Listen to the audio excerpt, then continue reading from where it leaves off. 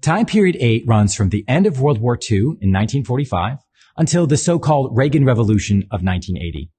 This time period is called post-war America because it's the time after World War II, and it's defined by a flourishing economy and a dominant role for America in global politics.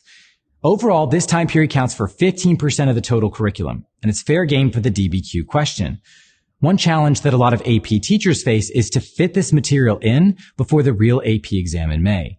There's just so much material to cover in 1 year, so students end up having to study this material on their own because maybe by the time of the AP exam, they're still in the 1940s. As you study for this exam, keep 3 key concepts in mind.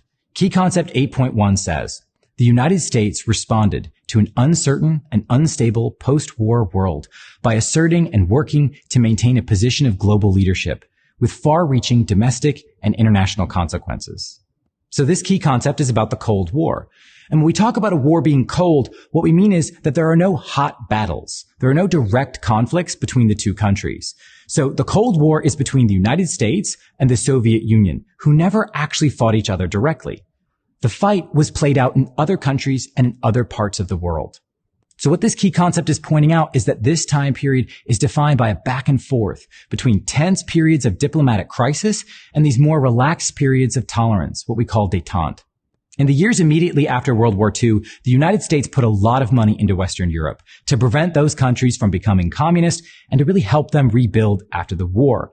This was called the Marshall Plan, and it's a great example of how the United States uses soft power to indirectly stop communism. It's a good example of a Cold War tactic.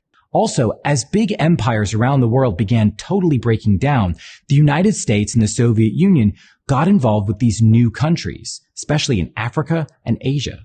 But there were some intense battles in the Cold War. You could look at the Korean War in the early 1950s, where the Soviet Union and China began to support the north part of Korea, and the Americans began to support the south part of Korea.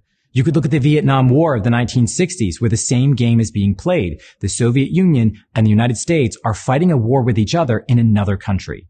As the Cold War developed, people inside the United States began to debate all sorts of things about the role of the federal government and individual freedom. For example, Americans started debating about the policies and methods that were used to interrogate and find communists. So think of Joseph McCarthy's crusade in the 1950s to root out communists in the State Department. One of the important debates that emerged was how much power a president should have as commander-in-chief to just start a war somewhere.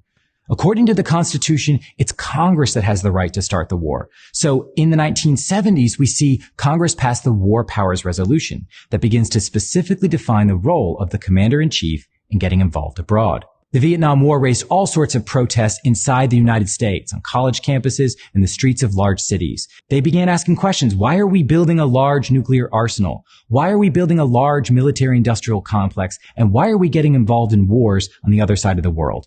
This is what Key Concept 8.1 is all about. It's about uncertainty in the post-war era. The United States was rising to this position of great international importance, but all sorts of questions emerged with what to do with our nuclear arsenal and whether we should get involved in stopping communism by starting a war.